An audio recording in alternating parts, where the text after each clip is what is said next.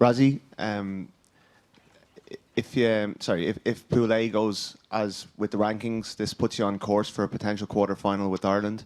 Given your own connections with Ireland, your coach's connections with Ireland, is that a game you would relish? And do you think that the fact that you have so many connections with Ireland gives you an advantage if that fixture was to take place?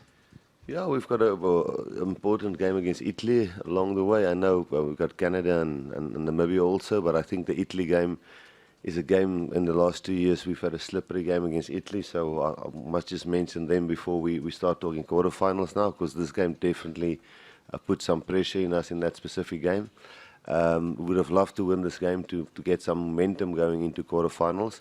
But I tell you, Scotland, Ireland, Wales, it's so many teams that can currently do well on the day.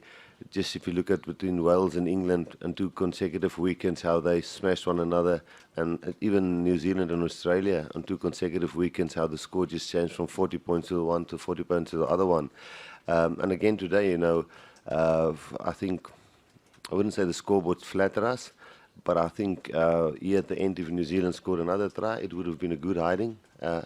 But there was almost a time in the game where we also could have really made the game really, really close. So there's such small margins where you can get a good hiding or you really can claw it back. So to answer you, I wouldn't prefer Ireland or Scotland. I'm not really sure. Gregor is a great coach. Joe is a great coach. Obviously, I know the Ireland players really well, but they know us as well. You know, so I'm not sure who would have the advantage in that regard. Rassie, there were suspicions that you know, the All Blacks were a bit vulnerable, that they maybe weren't the team they were 4 years ago. What do you think tonight said about that? And do you think they sent a bit of a message, or do you think that there's still weaknesses there to exploit? The All Blacks?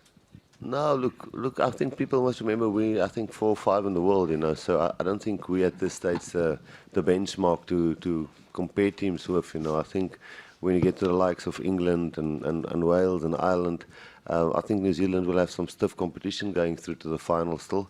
There's teams that can handle their kicking game and the specific things they do. They might handle a little bit better than we did on the day. We've played them now 4 times in the last, or 8 times in the last 2 years, or 6 times in the last 2 years, so we know one another fairly well. But they definitely, for me, I think the favourite for the World Cup, and they've always been. We've never had a doubt about that. We just feel we're creeping a little bit closer in challenging them.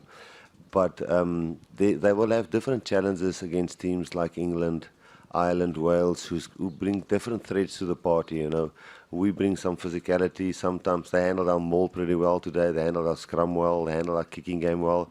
But you play teams like Wales and England, they've got totally different strengths, you know. So by all means, I think New Zealand's the favourites, without a doubt. But they'll have different tactical challenges, I think, against the Northern Hemisphere teams, which will be interesting to see how they handle that. But I think I must stop commenting on them. We've got a hell of a lot to sort out ourselves.